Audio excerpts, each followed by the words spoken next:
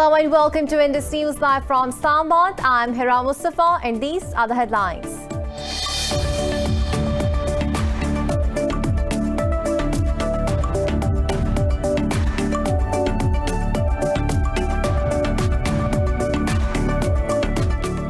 Pakistan's Prime Minister Imran Khan has urged the nation to exercise caution to tackle the second wave of coronavirus. He was addressing the media after chairing a meeting of the National Coordination Committee in Islamabad. The Prime Minister said people need to strictly follow anti-COVID measures as cases in the country have increased by 4 times. 19 people have lost their lives to the virus overnight, taking the death tally to 7,160.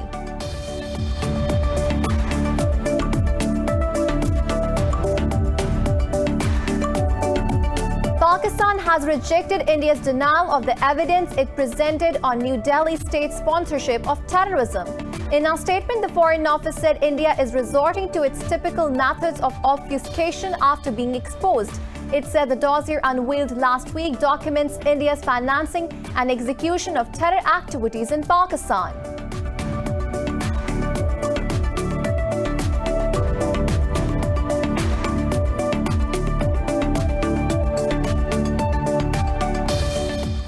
The UN envoy to the Middle East, Nikola Mladenov, has criticized Israel's decision to build over 1,200 new settler homes in East Jerusalem. In a statement, he said the Israeli plans will further damage prospects for a two-state solution to the conflict. He said Israel's settlement activity in the occupied territories is illegal under international law.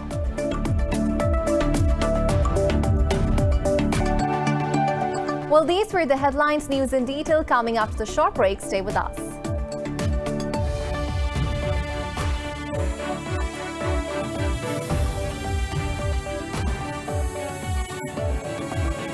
Welcome back, and now the news in detail. Pakistan's Prime Minister Imran Khan has urged the nation to exercise caution to tackle the second wave of coronavirus.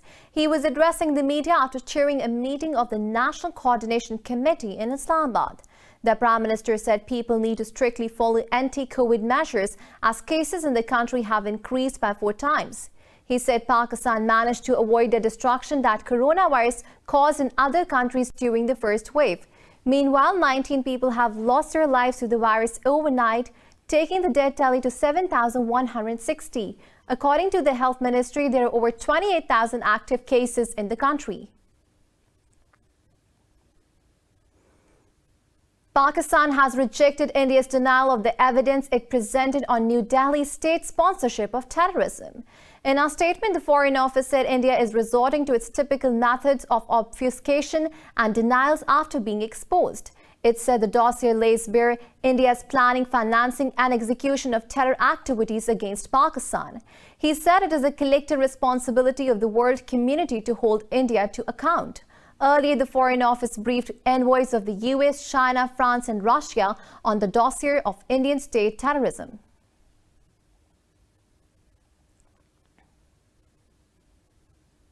In Afghanistan, heavy clashes were reported between government forces and the Taliban in Dasht-e-Archi district of northern Kunduz province. The Defense Ministry says the areas under the group's control will soon be cleared. A spokesman for Kunduz governor said the clashes started after the Taliban attacked security forces in the district.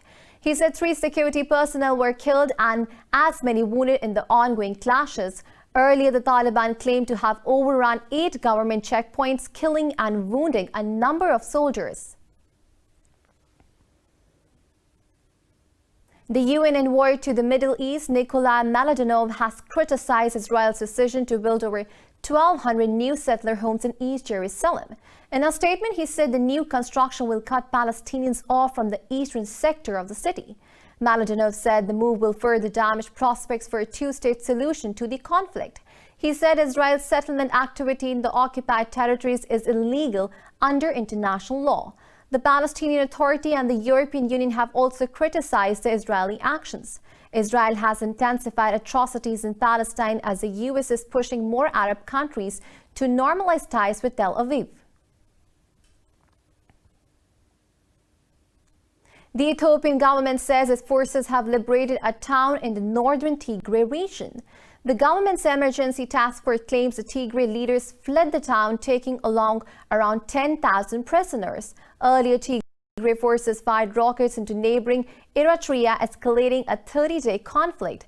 The U.S. has denounced attacks by Ethiopia's rebellious Tigray region on neighboring Eritrea. Yesterday, the Ethiopian Human Rights Commission said at least 34 people were killed when gunmen opened fire on a passenger bus. It says there are reports of similar attacks in other parts of the region. Hundreds of people from both sides have been killed in clashes.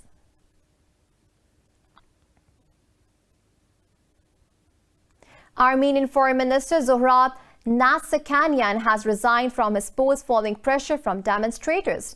Protesters are demanding the resignation of Prime Minister Nikol Pashinyan's government over a ceasefire deal with Azerbaijan. The agreement secured Baku's territorial gains in Nagorno-Karabakh after 6 weeks of fighting. Over 2,300 Armenian troops were killed in the clashes. Earlier, National Security Services said it prevented an assassination attempt on Pashinyan.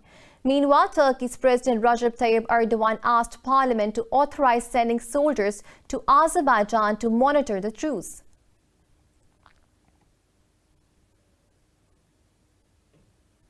Over in the United States, President Donald Trump has briefly acknowledged losing the election in a Twitter post. He said Joe Biden won because the election was rigged. The U.S. president later backtracked, saying he did not concede anything and there was a long way to go. After golfing in Virginia, he pledged to file big cases challenging the election results. He alleged the lawsuits will displace outrage at things that were done to change the outcome. Legal experts have said the Trump litigation stands little chance of altering the election's outcome. And election officials of both parties have said there is no evidence of major irregularities. Meanwhile, Trump's campaign has dropped parts of a lawsuit it filed to halt results in Pennsylvania. French President Emmanuel Macron has called for independent and sovereign European defense strategy other than NATO. Talking to media, Macron said he completely disagrees with Germany's stance of keeping the EU security dependent on the EU-US. He said the US will only respect the EU as allies if the bloc was serious about its own position.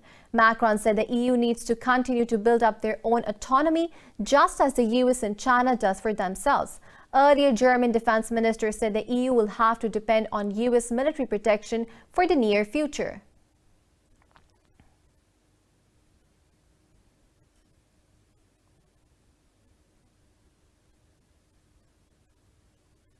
Japan says it has been maintaining behind-the-scenes negotiations with the rival North Korea through the changing administrations. Japan's Foreign Minister Toshimitsu Motegi said Tokyo engages in backdoor diplomacy with Pyongyang through its embassy in China. Motegi added dialogue with North Korea aims to address Tokyo's apprehensions on Pyongyang's nuclear and missile developments. He said the talks also discussed the long-standing issue of Japanese citizens abducted by North Korean agents decades ago. Motegi also said Prime Minister Yoshihide Suga has indicated willingness to hold face-to-face talks with Kim Jong-un.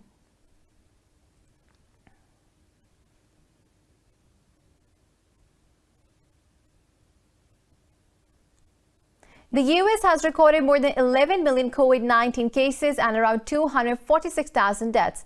Globally, the virus has claimed more than 1.3 million lives and infected over 54 million people so far. More in the following report. The world stays horror-stricken as coronavirus continues to devastate lives. Latin America presents a harrowing picture, with Peru set to become the 5th regional state to hit 1 million cases. The virus continues to thrash the U.S., with 1 million new cases recorded in just 6 days. Michigan and Washington states have yet again imposed sweeping restrictions on gatherings to slow the spread. Meanwhile, New York Governor Andrew Cuomo has decided to move the court amid a row with President Donald Trump over vaccine distribution. The Trump administration's proposed plan is such an affront. I tell you today, if the Trump administration does not change this plan and does not provide an equitable vaccine process, we will enforce our legal rights. We will bring legal action to protect New Yorkers. Meanwhile, Europe is struggling to identify the source of cluster infections, making it hard for nations to impose targeted restrictions. Research shows COVID-19 may have been circulating in Italy as early as summer 2019. Meanwhile, British Prime Minister Boris Johnson is self-isolating after coming in contact with someone who tested positive for the virus. Cases continue to spike in France, Germany, and Austria despite broad lockdowns. This lockdown is as restrictive as the previous one, as the main idea is the same. All non-essential trips are prohibited. There are exceptions, but any non-essential trip is forbidden because anyone can contribute to spreading the virus. Our message has not changed. The only small difference with the first lockdown is that people are allowed to take their children to school. Coronavirus keeps battering the Korean peninsula as well as South Korean officials warn the situation is taking a very dangerous turn after the country reported more than 200 cases for the third consecutive day. Meanwhile, in a rare development, North Korea broadcasted COVID-19 precautionary measures on its national TV. India has recorded 435 deaths overnight, pushing the death toll across 130,000. U.S. biotech firm Moderna says its new vaccine is nearly 95% effective against COVID-19. The results were taken from a clinical trial with more than 30,000 participants. This comes hot on the heels of similar results from Pfizer. Moderna says it will apply for approval to use the vaccine in the next few weeks. The company hopes to have up to 1 billion doses available for use around the world next year. And now it's time to take a short break. Stay with us. Welcome back, and now moving on to Hong Kong. 7 people have died and several others are critically injured in a fire at an apartment building. Police say a 9-year-old child is among the dead. Rescue officials say the blaze has completely burned the building in Yau Ma Tei City. Authorities say the cause of the fire is still unknown. The fire is the deadliest in Hong Kong's history in almost a decade. The UN-brokered Libya talks have been postponed until next week. Head of UN mission in Libya, Stephanie Williams, says lack of consensus on who will lead the transition process led to the delay. Williams said the 10-year conflict cannot be resolved in a week. She said the participants will meet again via video conference in 7 days to agree on the election of the executive authority. Earlier, rival Libyan sides had agreed to a ceasefire, power sharing and elections. However, it is yet to be decided who will lead the country into the December 24th elections. In Moldova, opposition candidate Maia Sandu has won the presidential election after a runoff vote against the incumbent Igor Dodon. According to the Election Commission, Sandu won 57.7% of the votes compared to Dodon's 42.2%. Dodon says he would concede defeat if local courts find no violations in the vote count. Final results are expected to be announced within 5 days. Sandu, who favors closer ties with the European Union, will be the country's first female president. Syria's top diplomat and longtime foreign minister Walid al-Muallim has passed away in the country's capital, Damascus. Syrian authorities paid tribute to al-Muallim, saying he was known for his honorable patriotic positions for the country. The 79-year-old veteran diplomat was suffering heart problems and poor health for many years. He was first appointed the Syrian foreign minister in 2006. Al-Muallim also served as deputy prime minister and Syrian envoy to the United States.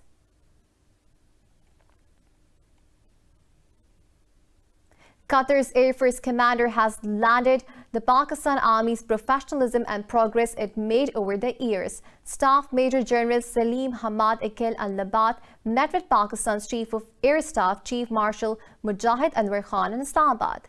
Both the dignitaries discussed various matters pertaining to mutual interest. Pakistan's Air Chief highlighted brotherly relations and collaboration between Islamabad and Doha.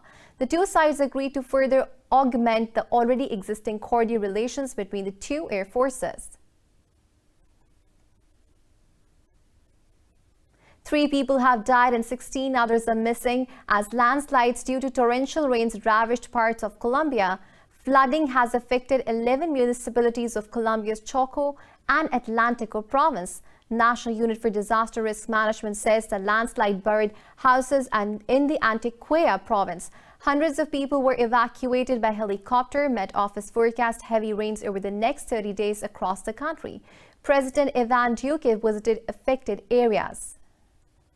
The meteorology body has told us that we will have at least 30 days of intense rains. So we need families to go to shelters, understand that the risks have not gone away, and in the meantime, we will continue to provide humanitarian support as well as other tools that the national government has at hand, together with the local government. Nicaragua is evacuating its islands and coastal areas as Category 2 Hurricane Iota approaches. U.S. National Hurricane Center says Iota is traveling with maximum sustained winds of 161 kilometers per hour. The center says the storm is expected to bring catastrophic winds and extreme rainfall impacts to Central America. Authorities say Iota could exacerbate the massive destruction of Hurricane Eta. The earliest storm caused flooding and mudslides that destroyed crops and killed scores of people from Panama to southern Mexico. In the same way that we face everything, implementing actions to guarantee the safety of people, families, and communities is important. One of the measures that was done the day before yesterday in the afternoon was the suspension of sailing, especially with artisanal fishing, even if the vessel is medium in size. Santa Claus visits the Dead Sea ahead of the Christmas season. He wants to bring some Christmas cheer during the COVID-19 pandemic. More in the following report. At the lowest point on Earth, in the middle of a giant salt lake where animals and plants have no chance of surviving, a jolly man dressed in red with a flowing white beard stuck a Christmas tree in the ground and went for a swim. Santa rowed a paddle boat a few hundred meters offshore to a spot where salt has piled up in massive mushroom shape. This allowed him to stand in the middle of the otherwise much deeper lake. Ho, ho, ho! Merry Christmas from the Dead Sea! I wish you health and safety with this crazy situation what we pass in COVID-19. Come here to the Dead Sea and have a safe and relaxed time. Ho, ho, ho! He struck a pose for cameras and then enjoyed an effortless float in the Dead Sea's famous saline-rich waters. Beyond the compelling landscape, Christianity has roots in the Dead Sea, whose surroundings are abundant with remains of ancient Christian communities. The Christmas tree, however, had no chance of surviving in the salty waters, and Santa took it with him when he returned to shore. Elon Musk rocket company SpaceX has launched 4 astronauts on a flight to the International Space Station. This is NASA's first full-fledged mission, sending a crew into orbit aboard a privately owned spacecraft. More in the following report. The Crew Dragon capsule, named Resilience, was lifted off atop a SpaceX Falcon 9 rocket from NASA's Kennedy Space Center in Florida. The Resilience carried 3 U.S. astronauts and 1 from Japan. Crew Dragon will gradually raise its orbit for the next 27 hours through a series of onboard thruster firings. NASA officials said an air leak caused an unexpected drop in capsule pressure less than 2 hours before launch, but technicians said they conducted a successful leak check and the scheduled launch was still on. Vice President Mike Pence attended the launch and said America had renewed its commitment to lead in human space exploration. NASA is calling the flight its first operational mission for a rocket and crew vehicle system that was 10 years in the making. It represents a new era of commercially developed spacecraft owned and operated by a private entity rather than NASA for sending Americans into orbit. More news stories coming up after the short break. Stay with us.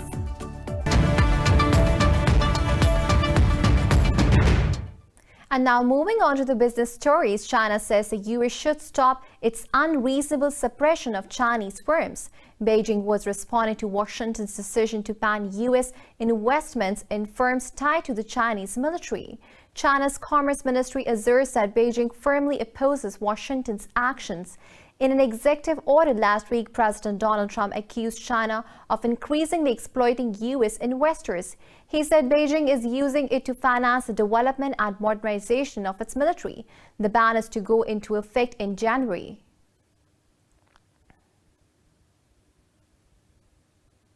China's factory output rose faster than expected in October and retail sales gained momentum. According to the National Bureau of Statistics, industrial production climbed 6.9% in October from a year earlier. This was in line with September's gain and faster than the expected rise of 6.5%. The improved appetite for spending was seen with China's auto sales growing 12.5% in October. The Bureau says growth is expected to accelerate in the fourth quarter as the service sector recovery maintains its pace. Meanwhile, foreign direct investment expanded 18.3% year-on-year in October. This marked the 7th consecutive month for the country to see positive growth in FDI. Japanese economy has expanded its fastest pace in at least 40 years in the third quarter of 2020. The country's rebound from COVID-19 led to 5% growth, exceeded expectations of 4.4% rise. At an annualized rate, Japan's economy grew 21.4% in the 3 months through September. This makes the scale of its rebound a little weaker than those of other advanced economies. In a sign of the severe damage wreaked by the pandemic, Asia's largest advanced economy is still almost 6% smaller than it was a year ago. With virus resurgence likely to keep a lid on further export and consumption gains, the government is making plans to add to stimulus. U.S. stocks have jumped after Modern's preliminary trial data showed its coronavirus vaccine is over 94% effective. All three major Wall Street indices are trading higher. The Dow Jones Industrial Average is trading higher by over 1%, while the S&P 500 has gained about 0.75%. The Nasdaq Composite is up by 0.5%. Meanwhile, oil prices jumped by 4%, bolstered by another potential vaccine breakthrough as well as bullish economic data from China.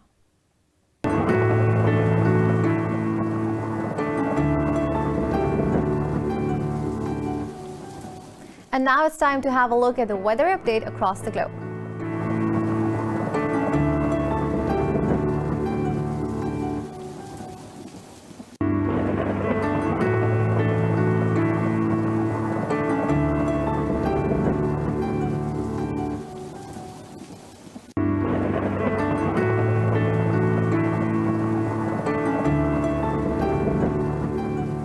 And for the latest updates, you can follow us on social media at indus.news.